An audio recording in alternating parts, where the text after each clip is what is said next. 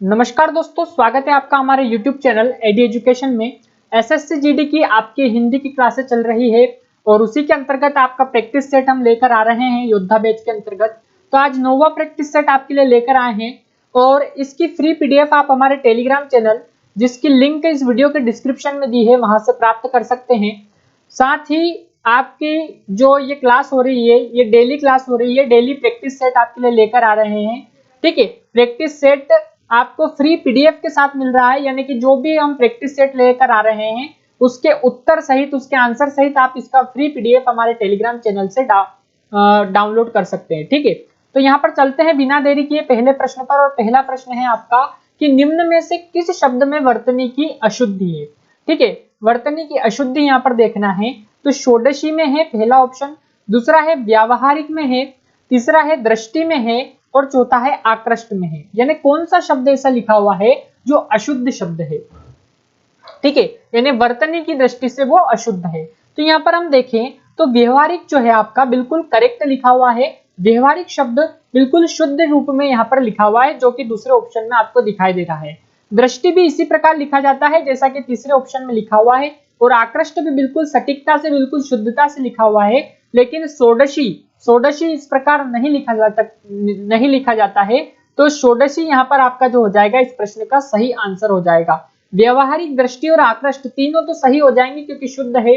और हमसे पूछा है कि कौन सा अशुद्ध है, तो यहाँ पर जो आपका पहला वाला ऑप्शन रहेगा वही हमारे इस प्रश्न का सही आंसर हो जाएगा कि जो षोडशी है वो इस प्रकार नहीं लिखा जाता, वर्तनी की दृष्टि से अशुद्ध है यहाँ पर। ठीक है, तो कैसे लिखा जाता है, तो षोडशी कैसे लिखा जाता है, तो षोडशी इस प्रकार लिखा जाता है, षोडशी इस प्रकार से लिखा जाता है।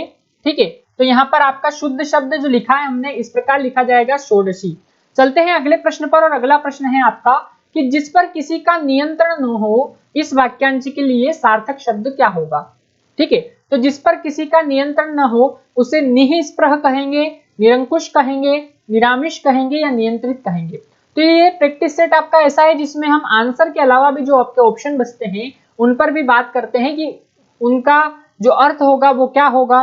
ठीक है, और वो किसके लिए एक शब्द होंगे, किसके लिए पर्यायवाची होंगे, ये सब यहाँ पर देखते हैं हम, जैसा रिलेटेड क्वेश्चन होता है। ठीक है, तो यहाँ पर फिलहाल हमको बताना है कि जिस पर किसी का नियंत्रण न हो वाक्यांश के लिए एक शब्द क्या होगा। ठीक है, तो यहाँ पर चार ऑप्शन है, तो चारों ऑप्शनों को देखते हैं। तो निःस्पृह किसे कहते हैं, तो जिसे किसी बात की स्पृहा अर्थात आकांक्षा यानी इच्छा न हो उसे निःस्पृह कहते हैं। फिर निरंकुश किसे कहते हैं, तो जिस पर किसी का नियंत्रण न हो, अंकुश न हो, उसे हम निरंकुश कहेंगे। निरामिष किसे कहेंगे, तो जो मांस रहित हो उसे निरामिष कहेंगे हम। ठीक है, उसके बाद देखें तो नियंत्रित किसे कहेंगे, तो नियंत्रण में रखा हुआ है उसे नियंत्रित कहेंगे। तो इस प्रश्न का करेक्ट आंसर क्या हो जाएगा कि जिस पर किसी का नियंत्रण न हो उसे हम क्या कहेंगे। ठीक है, तो यहाँ पर देखें तो जिस पर किसी का नियंत्रण न हो उसे हम क्या कहेंगे, निरंकुश कहेंगे, यानी उस पर किसी का भी अंकुश नहीं है। तो आपका जो दूसरा वाला ऑप्शन है वो करेक्ट हो जाएगा। पहला गलत होगा, दूसरा सही होगा, तीसरा गलत हो जाएगा और चौथा ऑप्शन भी गलत होगा, क्योंकि नियंत्रित यानी जो किसी के नियंत्रण में है उसे नियंत्रित, निरामिष यानी जो मांस रहित हो उसे निरामिष, और निःस्पृह अर्थात जिसे किसी प्रकार की आकांक्षा न हो उसे हम निःस्पृह कहते हैं। तो यहाँ पर दूसरा वाला जो ऑप्शन रहेगा करेक्ट आंसर हो जाएगा कि जिस पर किसी का नियंत्रण न हो उसे निरंकुश कहेंगे। ठीक है, अगला प्रश्न देखें तो तीसरा प्रश्न है आपका कि वाक्य में रेखांकित शब्द को दिए गए शब्दों में से उचित शब्द से बदलना है, परिवर्तित करना है। वाक्य हमको दे रखा है यहाँ पर, यदि वाक्य देखें तो वाक्य क्या है, तो विषयों में अनुराग होने से सर्वनाश होता है। ठीक है, प्रेम आएगा, मैत्री आएगा, आसक्ति आएगा और स्नेह आएगा। ठीक है, तो विषयों में अनुराग होने से सर्वनाश होता है, तो अनुराग के स्थान पर कौन सा शब्द आएगा, प्रेम आएगा आपका, मैत्री आएगा, या फिर आपका आसक्ति आएगा, या फिर जो आपका हो जाएगा स्नेह हो जाएगा। तो स्नेह नहीं होगा, विषयों में स्नेह होने से सर्वनाश होता है, गलत हो जाएगा। मैत्री अर्थात मित्रता होने से सर्वनाश होगा, गलत हो जाएगा। और प्रेम होने से सर्वनाश होगा, ये भी गलत हो जाएगा। तीसरा वाला जो ऑप्शन रहेगा वही हमारे इस प्रश्न का करेक्ट आंसर हो जाएगा कि विषयों में आसक्ति होने से सर्वनाश होता है। ठीक है, तो क्या आएगा आपका यहाँ पर आ जाएगा आपका आसक्ति। ठीक है। अब आसक्ति का अर्थ क्या होता है तो वो हम यहाँ पर देखते हैं। यहाँ पर आसक्ति आएगा आपका, और आसक्ति का अर्थ है किसी वस्तु के प्रति विशेष रुचि होना। ठीक है, तो किसी वस्तु के प्रति विशेष रुचि होने को हम आसक्ति कहते हैं। अगला प्रश्न देखें, तो अगला प्रश्न है चौथा प्रश्न कि जो देने योग्य हो दिए गए वाक्यांश के लिए एक शब्द क्या होगा। ठीक है, निर्दय होगा, देय होगा, उसके बाद अदेय होगा या फिर प्रदाता होगा। बहुत ही कंफ्यूजिंग ऑप्शन यहाँ पर रखे हैं। तो जो देने योग्य हो तो निर्दय तो होगा नहीं, क्यों नहीं होगा कि निर्दय किसे कहते हैं, तो जिसे कुछ भी दया न हो उसे निर्दय कहते हैं। तो निर्दय तो यहाँ पर होगा नहीं। देय यानी जो देने योग्य हो, अदेय यानी जो देने योग्य न हो, और प्रदाता यानी जो खूब दान देता है। ठीक है, महादानी को हम प्रदाता कहते हैं। तो ये यहाँ पर आपको इसका एक्सप्लेनेशन हमने बताया। तो जो देने योग्य उसे निर्दय नहीं कहेंगे, ना ही अदेय कहेंगे और ना ही प्रदाता कहेंगे, उसे हम कहेंगे देय। जो देने योग्य हो वो क्या कहलाएगा आपका, देय कहलाएगा। तो दूसरा वाला जो ऑप्शन रहेगा वही हमारे इस प्रश्न का करेक्ट आंसर हो जाएगा। अगला प्रश्न देखते हैं, तो अगला प्रश्न है पांचवा प्रश्न, घर बसाना मुहावरे का उचित अर्थ क्या है। चार ऑप्शन आपको दे रखे हैं। घर के अंदर जाना पहला ऑप्शन, दूसरा है विवाह करना, तीसरा है नया घर बनाना, और घर में ही रहना चौथा ऑप्शन। इसका करेक्ट आंसर क्या होगा ये आपको बताना है, और साथ ही आपको सेशन अच्छा लग रहा हो तो इसे शेयर करना है, लाइक करना है, और चैनल पे नए हैं आप तो इसको सब्सक्राइब भी कर लेना है। ठीक है, तो घर बसाना मुहावरे का उचित अर्थ क्या होगा, तो घर के अंदर जाना नहीं होगा, ना ही आपका नया घर बनाना होगा, और ना ही घर में रहना होगा। आपको एक बात ध्यान रखनी है यहाँ पर कि जो आपका मुहावरा है, मुहावरा पूछा जाता है तो उसका जो अर्थ होता है वो सीधा अर्थ नहीं होता। जैसे घर बसाना तो नया घर बनाना, घर में ही रहना, घर के अंदर जाना, इस प्रकार सीधा अर्थ नहीं होगा। घर बसाना अर्थात विवाह करना हो जाएगा। तो दूसरा वाला ऑप्शन रहेगा वही हमारे इस प्रश्न का करेक्ट आंसर होगा कि घर बसाना मुहावरे का उचित अर्थ क्या है, तो विवाह करना। अगले प्रश्न का रुख करते हैं, और अगला प्रश्न आपका है छठा प्रश्न की रेखांकित अंश के स्थान पर सबसे उपयुक्त विकल्प दिए गए विकल्पों में से कौन सा है। तलवार एक उपयोगी अस्त्र है, तो यहाँ पर अस्त्र की जगह शस्त्र आएगा, निरस्त्र आएगा, वस्त्र आएगा या द्रव्य आएगा। बहुत ही इंपॉर्टेंट क्वेश्चन है, और ये सारे पीवाईपी आपके जो क्वेश्चन आए हुए हैं प्रीवियस ईयर क्वेश्चंस पीवाईपी के अंतर्गत वो हमने यहाँ पर लिए हैं, और वही प्रैक्टिस सेट आपके लिए लेकर आ रहे हैं। 9वां प्रैक्टिस सेट आज लेकर आए हैं।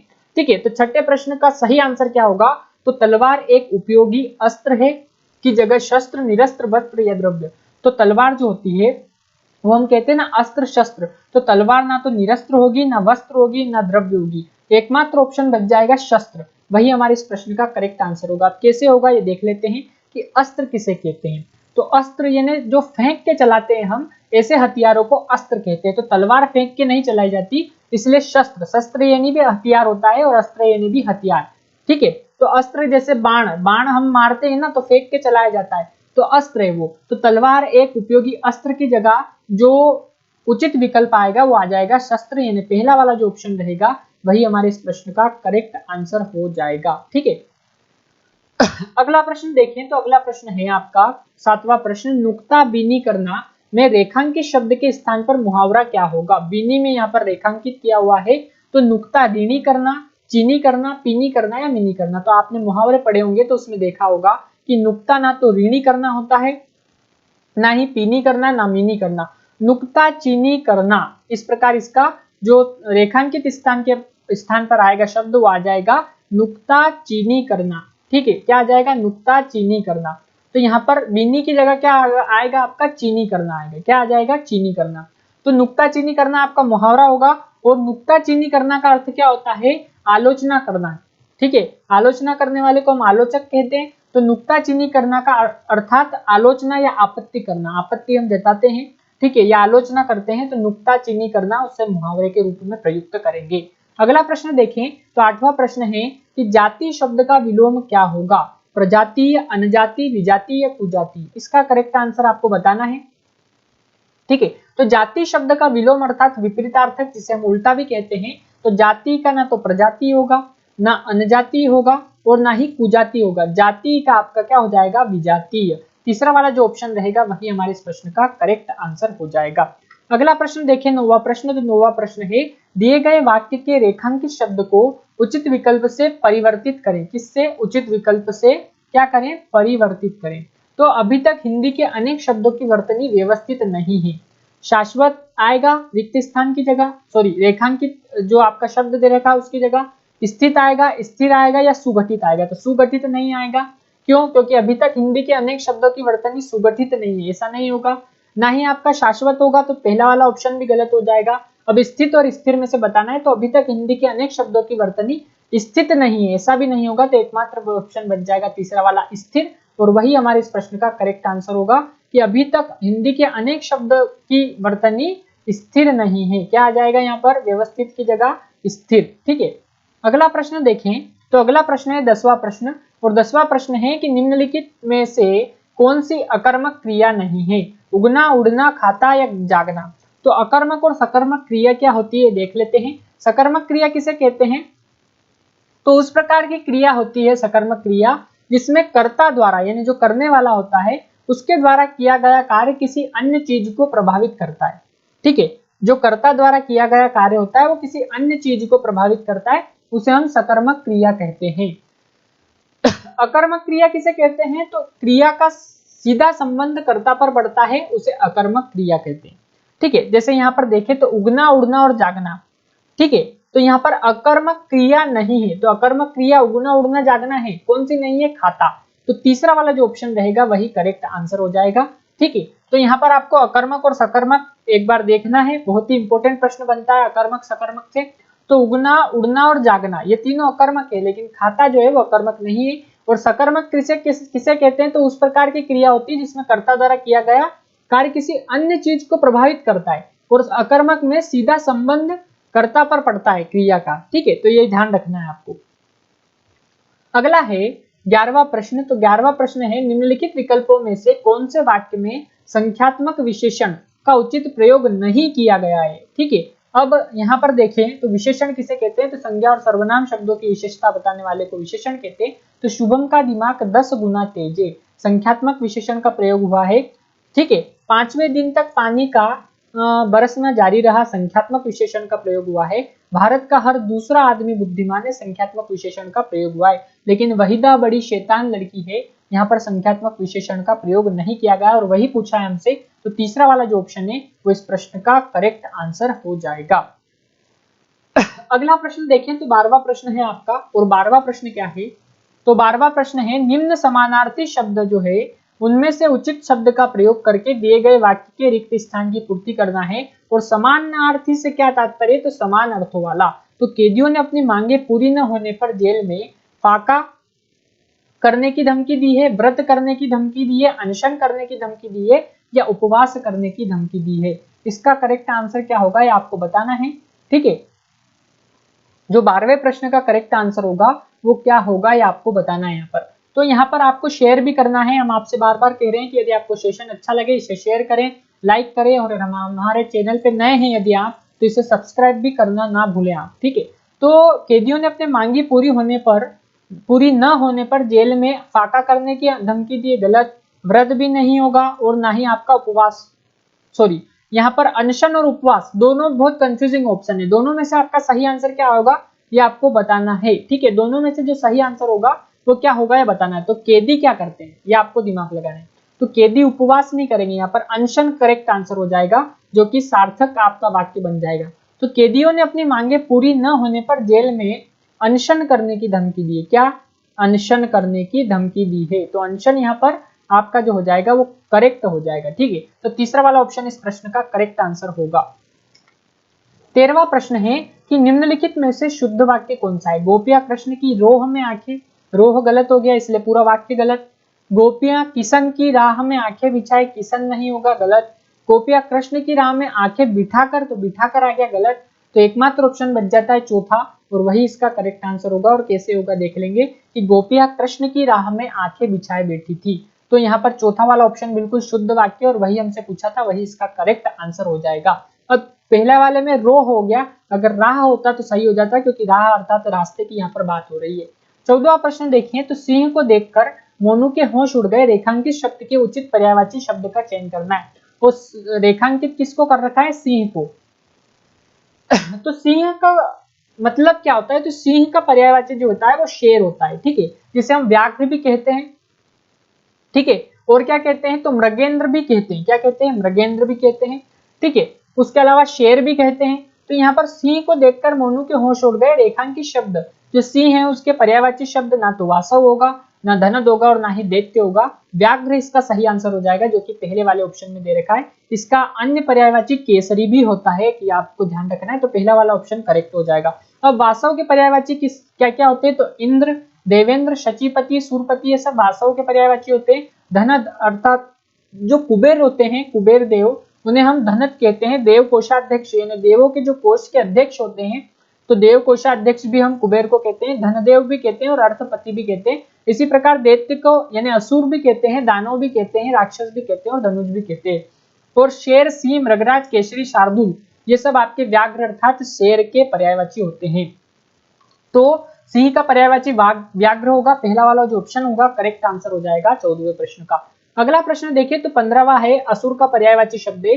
तो मनुज जो है मनुष्य का है, अनुज यानी छोटा, तो ये असुर का पर्यायवाची नहीं है। और धनुज भी यहाँ पर आपका जो हो जाएगा असुर का पर्यायवाची होगा। अभी देखा ना हमने, दैत्य, असुर, राक्षस, धनुज, ये सब असुर के पर्यायवाची है। और कृषाणु, अग्नि, पावक, आग, आग के पर्यायवाची कृषाणु, तो तीनों गलत हो जाएंगे। धनुज जो होगा वही हमारे इस प्रश्न का करेक्ट आंसर हो जाएगा। अगला प्रश्न देखें, तो अगला प्रश्न गद्यांश से रिलेटेड है। मेरा विचार है, पहला ऑप्शन की, के, की, का, तो यहाँ पर कौन सा की प्रयोग होगा, छोटा, बड़ा, के या का, तो के या का नहीं होगा, तो दूसरा और चौथा ऑप्शन यहाँ से हट जाएगा, बचेंगे दो ऑप्शन। तो मेरा विचार है कि, तो यहाँ पर तीसरा वाला जो ऑप्शन है वो करेक्ट आंसर हो जाएगा, ना कि पहला वाला ऑप्शन। तो पहले रिक्त स्थान में क्या आएगा आपका, मेरा विचार है कि। इसी प्रकार अगला रिक्त स्थान देखें, तो एक ही खुराक, पिया, पीना, पीने, पीनी, तो एक ही खुराक पीने के बाद तपीयत ठीक, तो एक ही खुराक पीने, तीसरा वाला जो ऑप्शन होगा वो करेक्ट हो जाएगा। दूसरा, पहला और आपका चौथा है, तीनों ऑप्शन यहाँ पर गलत हो जाएंगे।